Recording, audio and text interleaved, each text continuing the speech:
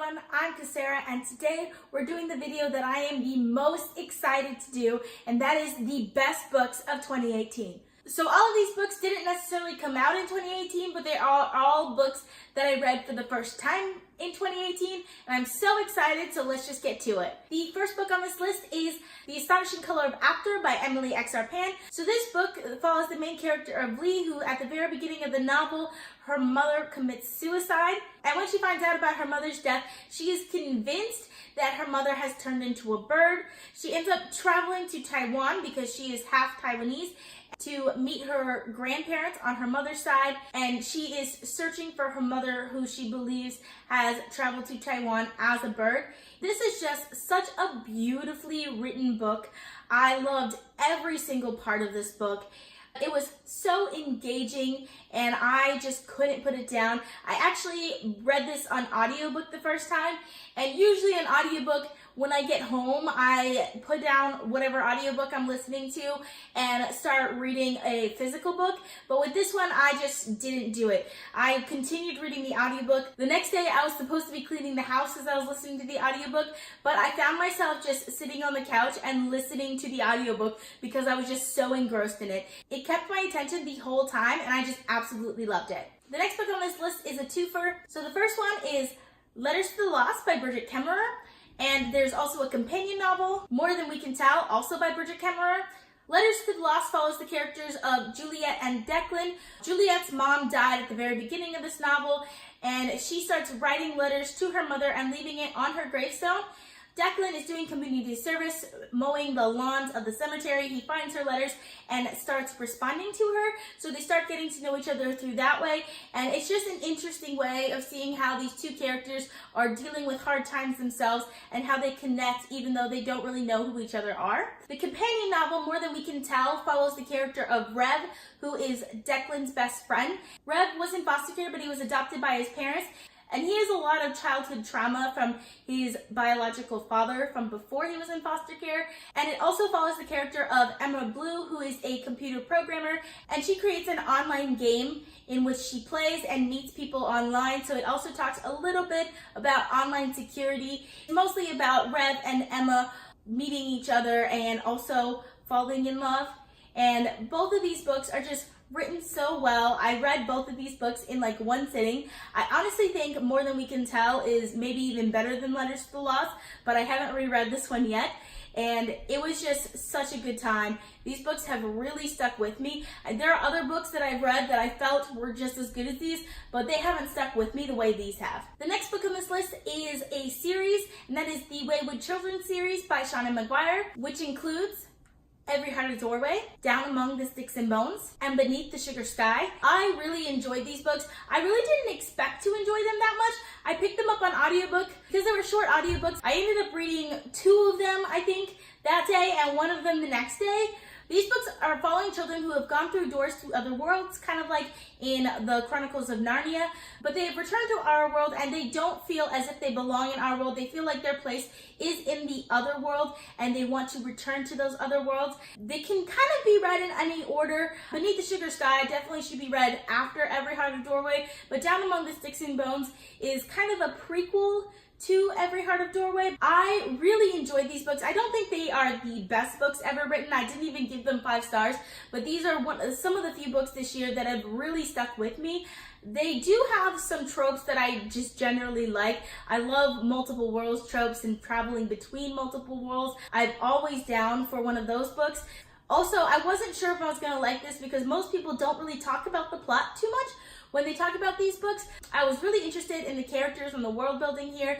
Even though the plot wasn't like at the forefront, I still really enjoyed the books. The next book on this list is a duology, and that's the Strange the Dreamer duology by Laini Taylor, which includes Strange the Dreamer and Muse of Nightmares. This is also a case of I just picked it up really randomly as an audiobook, and I just fell in love with these books. The story is following the character of Laszlo Strange, who is a librarian. His main course of study is the city of Weep, which is actually not called Weep. It is an ancient city that in the past, the name of the city was taken out of existence, and the word Weep replaces the actual city's name in everyone's mind. And everyone kind of thinks Laszlo is kind of like a weird person because he is obsessed with the city. But when the people of Weep actually make themselves known to the rest of the world and they want a help with the problem, Laszlo is the perfect person to do it. I just love Laini Taylor's writing style. The books are written so lyrically, it feels like you're in a dream. I guess that's kind of the point with Strange the Dreamer. They're just such well-written books and I cannot get enough of them. The next book on this list is kind of along the same lines, and that is The Night Circus by Erin Morgenstern. So I read this at the beginning of the year and I actually didn't like it as much at the beginning of the year, but I reread it later in the year and I absolutely loved it. I love Erin Morgenstern's writing style. She has such a way with words. She creates images so perfectly. In this book, we have two characters, Celia and Marco, who have been trained as children to use magic. They don't really use those words exactly. They're supposed to be in this competition with each other where it's kind of like a strength of wills where one person does magic and then the other one tries to out-magic them. For me, it was kind of a love story where they're kind of falling in love with each other through their magic, so they hadn't even really met. But what really makes this book for me is Erin Morgenstern's writing style. One of my favorite scenes in this book is at the very beginning. Celia is a child and she breaks a coffee mug by accident, by magic, and then the coffee mug flies back together. And the way Erin Morgenstern describes it, you can just picture the coffee mug flying back into the unbroken form, and I just really loved her writing style, and this book was just such a good time. The next book on this list is a middle grade series. It is the Nevermoor series by Jessica Townsend, which includes Nevermoor, The Trials of Morgan Crow, and Wondersmith, The Calling of Morgan Crow. So these novels follow the character of Morgan Crow, who has been told her whole life that she is a cursed child, which basically means that she is going to die on the eve of her 11th birthday, but instead she's whisked away by Jupiter North. And in the first book, she's in a competition to join the Wondrous Society. So Wondrous is basically the magic that powers their world. I just really love the world building in this story. It is so magical and it's so different, but yet like everything seems to work really well. There are definitely Harry Potter vibes in this. It uses kind of a lot of the same tropes and complications as Harry Potter, but it's definitely its own series. It's definitely its own world. It has its own characters, and the magic is very different, but it's still so good. The first book, I gave it 5 stars this year, and I didn't think it could get better than that. The second book came out last year, and it was even better than the first book. I cannot wait for the next book in this series because I am definitely following it. The next book on this list is The Poppy War by R.F. Kuang. So this is an Asian-inspired grimdark fantasy novel. It follows the character of Rin, who is studying to take a test to get into a school. She wants to get into Sinigard, which is the most elite military school in her country. And I just really love the main character. She is such an intense and ambitious main character. You really don't see characters like this a lot, and she's just an easy one to root for.